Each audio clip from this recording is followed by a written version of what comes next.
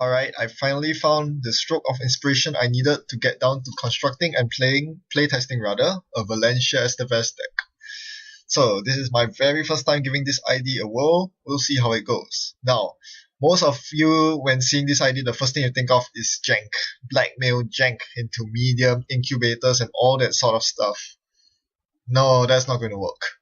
I mean, you could try, but it's not going to be anything very effective or even consistent. The 50 card minimum of this ID should give you a hint that the first thing you need to do with Valencia is to patch up a serious weakness, which is consistency. And that is exactly what I do with my influence. I spend a whopping 9 influence on SMC. Whether that's worth it or not, that remains to be seen. But I think SMC is the way to go with Valencia simply because it synergizes with her abilities so very well. For most of you, reading this ability says you can use blackmail off the bat, and you should use Vigil into itinerant protesters. But for me, I read her ability as you gain 1 credit every time you make a run, which is essentially a Desperado. So with an inbuilt Desperado that cannot be removed unless you're playing back part removal, why not? She can make very effective runs, and so because of this, I'm using the Ether Keyhole Suite. If you cannot sufficiently tax Valencia, she's going to get a keyhole off every single click, and that will basically end the game. So that is basically what I'm trying to aim for here, an end state where I can basically infinitely keyhole the core to death, whether by milling all the agenda points or milling the deck of essential pieces. So I'm up against HB, which is a pain, but we'll see what I can do with it. The good news is that he's probably running some thick ice, which my David can slice through, but the bad news is I made a horrible decision to mulligan. I mulligan a hand with money but no breakers, and all I get is a handful of recursion that I don't need. So I'm in a lot of trouble right off the bat. The Liberator accounts does give me a bit of sustain. Thankfully, that's my very first card draw, but it's not going to last very long. And he attempts to score an agenda immediately, to which I definitely have to contest. And he raises a Caduceus against me. So here, I'm just going to beat the Trace. He does not rest the Inner Ice, which is very curious. That is not an agenda. That's an Ash. Well, of course, I have to trash the Ash now that I'm in there. And I draw up, hoping to see some semblance of a breaker. I definitely need to get the Ether out as quickly as I can. In the meantime, I do draw it with I've Had Worse, and I draw into 2 investigative journalism. So this basically indicates to me the route that I should go down now that I've drawn those. I'm going to just slap a lot of bad pump on the corp and basically limit the options with the current, as well as hopefully making my runs a lot less taxing, which HB is very good at, taxing the runner. Alright, in the meantime, it seems like he really is going to get an agenda squad behind the remote, and I can't really contest it, so I'm just going to sack the investigative journalism. In the meantime, he fires off an ABT for 2 points. So my first draw immediately gets me exactly what I want to see, the Vigil.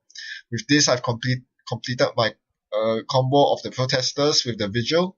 So with 2 bad pop, he now has a hand size of 3. This is going to be a major annoyance for him. And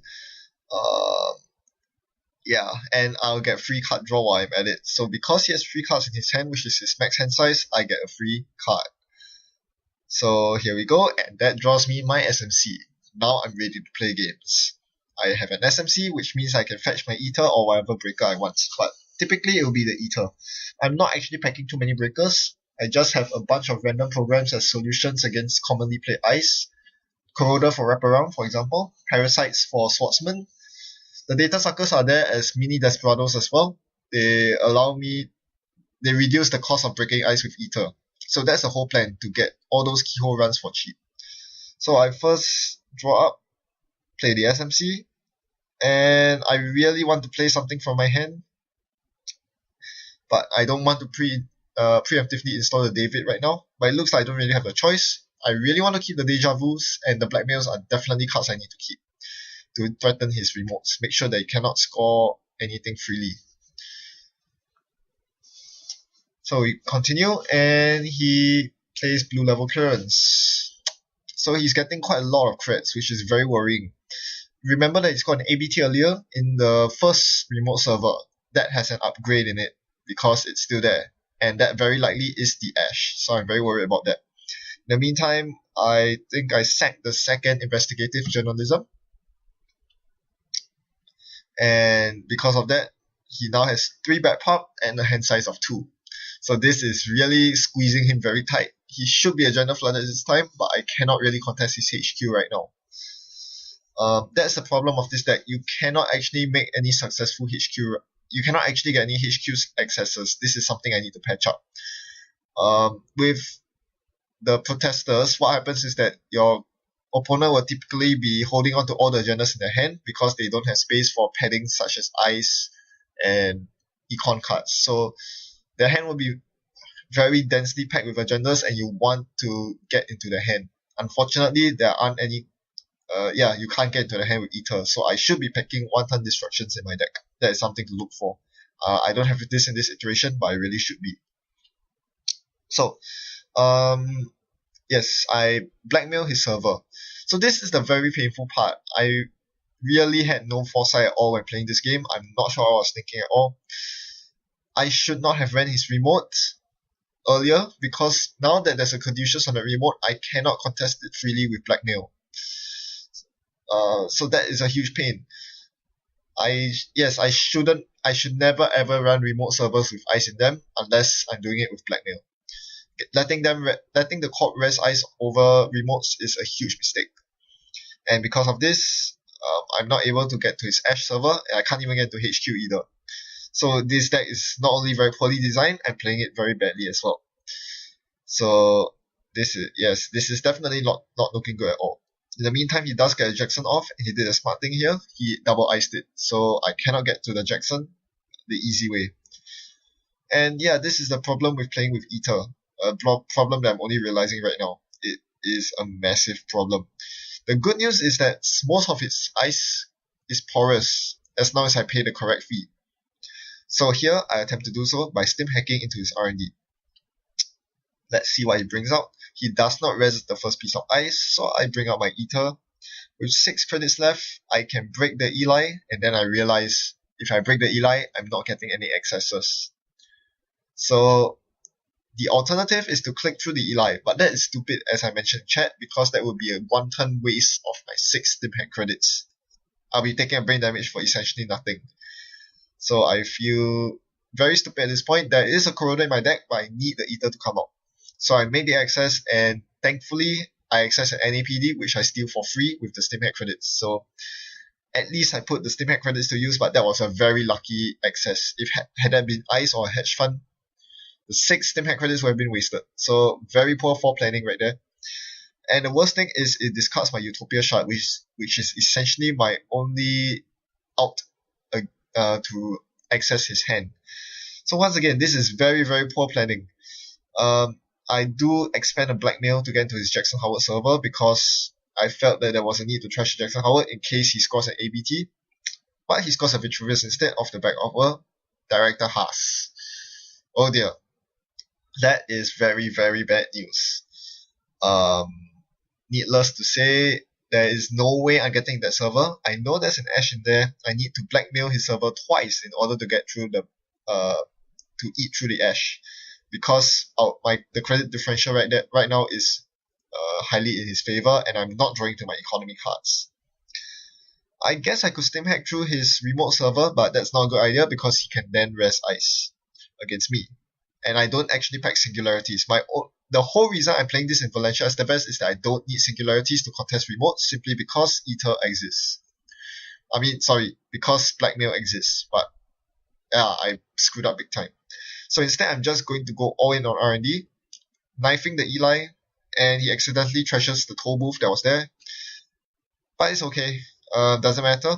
I steal the second NAPD. So I'm getting really, really lucky here. Just 2 accesses I've made throughout this entire game. Both of them were agenda steals. Expensive, since they are both NAPDs, but not much of a problem because Valencia has so much bad pub that stealing NAPDs is virtually free. And that's one thing I really like about Valencia. It slows down. It doesn't make NAPD unplayable, but it makes it unscorable, which could be the difference in matchups like near Earth Hub. But anyway, and RP, definitely against RP as well.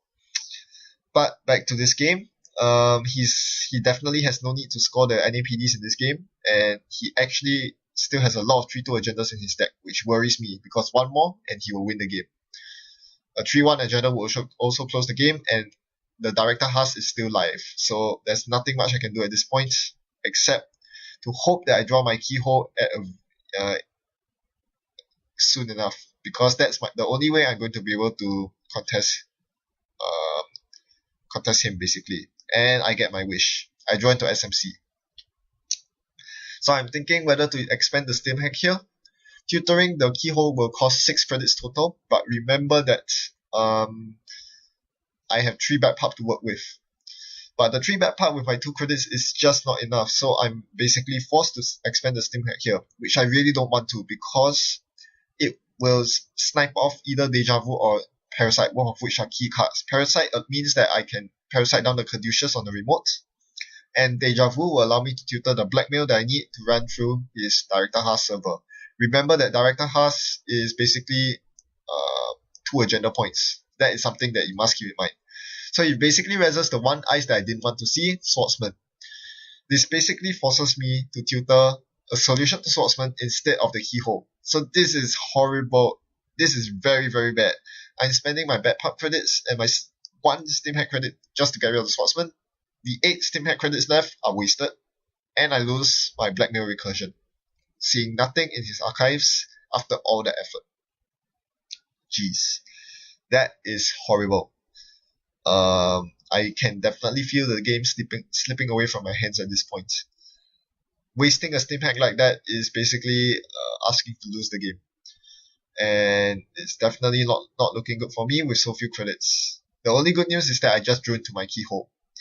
So it's time to find a way to install it, but I just don't have the credits to. So I'm just going to click for credits at this point, install the keyhole, and make a run with 3 back pub and 1 credit. So now this is where the power of Valencia shines, because the 3 back pub can easily pay for the ice, and I get to trash 1 card from using keyhole.